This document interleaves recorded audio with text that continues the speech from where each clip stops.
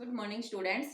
आज हम 12वीं कक्षा की कविता के बहाने करेंगे, जिसके कवि कुंवर नारायण जी हैं। इसके माध्यम से कवि कविता की शक्ति पर प्रकाश डालना चाहते हैं कि कविता में कितनी शक्ति है, कि वो चिड़िया की उड़ान से भी ऊपर है, फूलों के खिलने से भी ज्यादा है और बच्चे के खेल के समान वो है।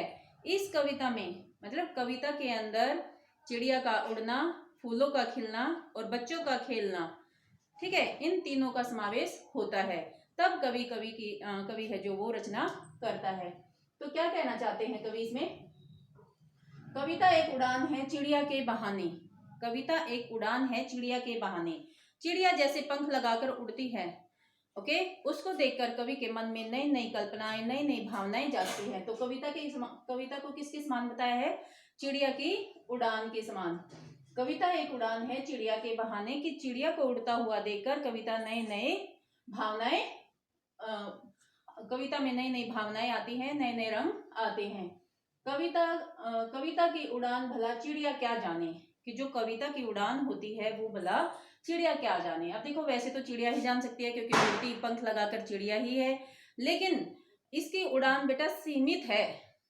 चिड़िया की उड़ान सीमित है। मान लिया चिड़िया ने यहाँ से उड़ना शुरू किया, क्षितिज तक वो जाएगी। क्षितिज होता है जहाँ धरती और आसमान दोनों का मिलन होता है, वापस हो जाएगी, मतलब एक सीमा है ना, जहां तक उड़ी वहां से वापस हो गई। लेकिन कविता की उड़ान है वो असीमित है। अब देखो, आप कैसे कह सकते हैं कि कविता की उड़ान असीमित है?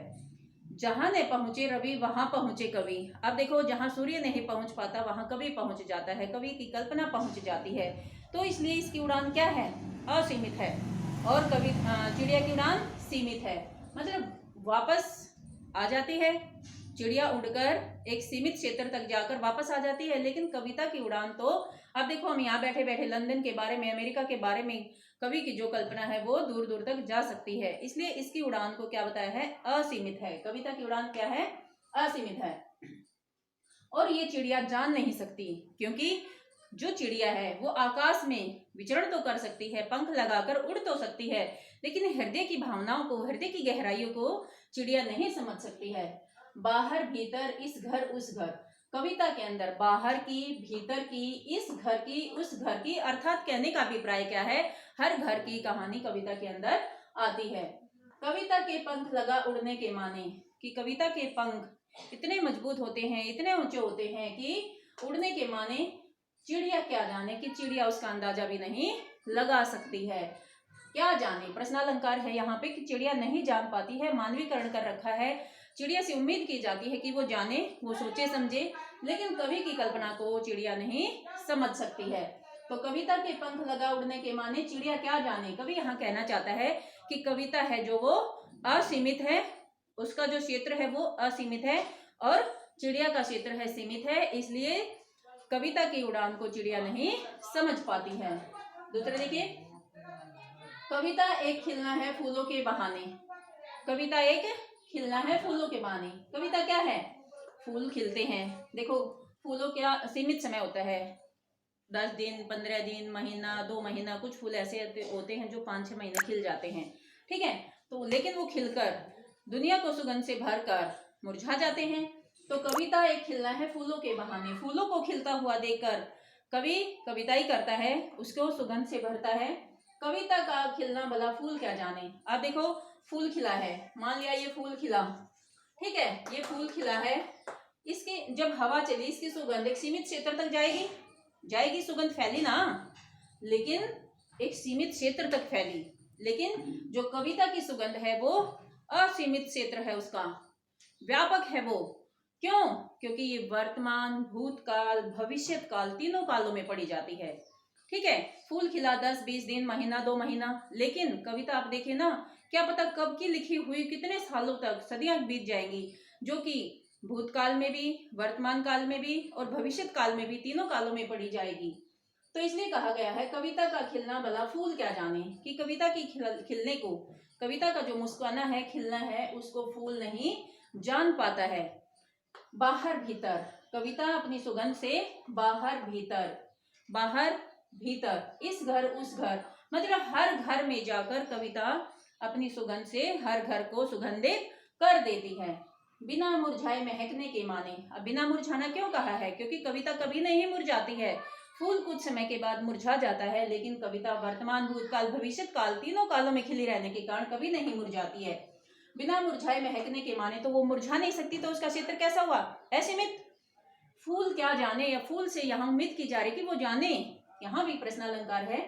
ओके, तो कहा गया है बच्चों कि फूल का खिलना जो सीमित समय तक होता है, इसलिए फूल का खिलना क्या है? सीमित है, और कविता का खिलना क्या है? असीमित है। अब आप यहाँ पता लगा सकते हैं क्यों? क्योंकि ये भूतकाल, वर्तमान और भविष्य काल, तीनों कालों में पढ़ी जाएगी, इसलिए ये इसका खिलना क्या है? असीम है, ये सीमित नहीं है। ओके, अब देखिए इस पहरे में क्या बताना चाहते हैं कवि? कविता एक खेल है बच्चों के बहाने। अब बच्चों को खेलता हुआ देखकर, जैसे बच्चे खेल रहे हैं, क्रीड़ाएं कर रहे हैं, उनको खेलता हुआ देखकर कवि भी शब्द क्रीड़ा से, शब्द क्रीड़ा मतलब सारा खेल, कविता में सारा खेल है ही किसका? शब्दों का, भावनाओं का, कल्पना का। तो शब्द क्रीड़ा करता है, शब्दों को इधर उधर उठा पटक कर रखता है। ओके, उसी से तो उसमें चमत्कार आता है। तो कविता एक खेल है बच्चों के बहाने। जैसे बच्चों को खेलता हुआ देखकर कवि के मन में भाव जागते हैं।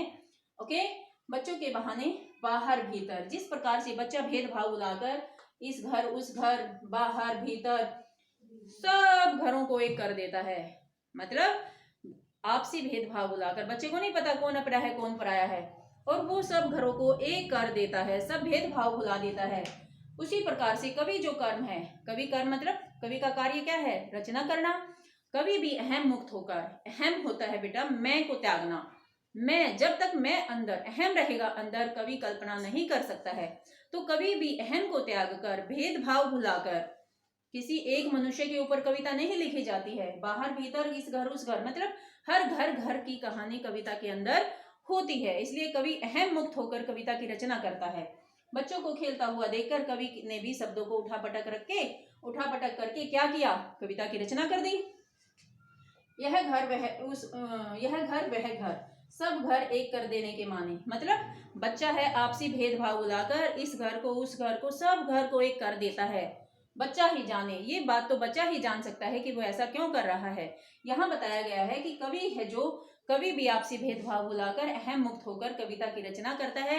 यह किसी एक मनुष्य के ऊपर नहीं, यह पूरे समाज के ऊपर होती है, इस घर के ऊपर उस घर के ऊपर, अर्थात हर घर घर की कहानी इसके अंदर होती है। तो ये पूरे समाज के ऊपर लिखी जाती है। ठीक है, तो यहाँ क्या बताया है कविता में कि कविता की उड़ान किसके समान बताई है? चिड़िया के समान, उससे भी असीम। चिड़िया की उड़ान सीमित और कविता की उड़ान असीमित। फूलों का खिलना सीमित, कविता का खिलना असीमित। बच्चों को अब यहाँ बच्चा ही जान पाता है, क्योंकि बच्चा क्या करता है? बगैर भेदभाव के खेलता है। ओके, सब घरों को एक कर देता है। ऐसे ही कवि का कार्य भी होता है कि अहम मुक्त होकर पूरे समाज के ऊपर ये कविताएं करे, जो मन करे वो पढ़े, जो मन करे मतलब ऐसा नहीं है कि भाई वो ही आदमी पढ़ सकता है, उसी आदमी के ऊपर लिखी गई है, ये पूरे समाज के ऊपर होती है। इसलिए बेटा ये बच्चा ही जान सकता है, अर्थात कवि ही जान सकता है।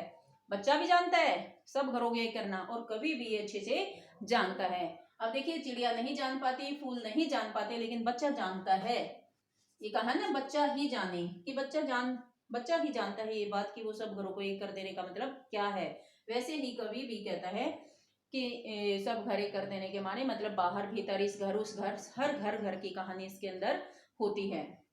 ओके, ये थी हमारी कुंवर नारायण जी की कविता, कविता के बहाने। इसको अच्छे से पढ़े, बार बार वीडियो देखें, इसको अच्छे से समझें। कोई प्रॉब्लम आए तो मुझे बताइएगा, मैं उसका सोल्यूशन दूंगी। ओके जी।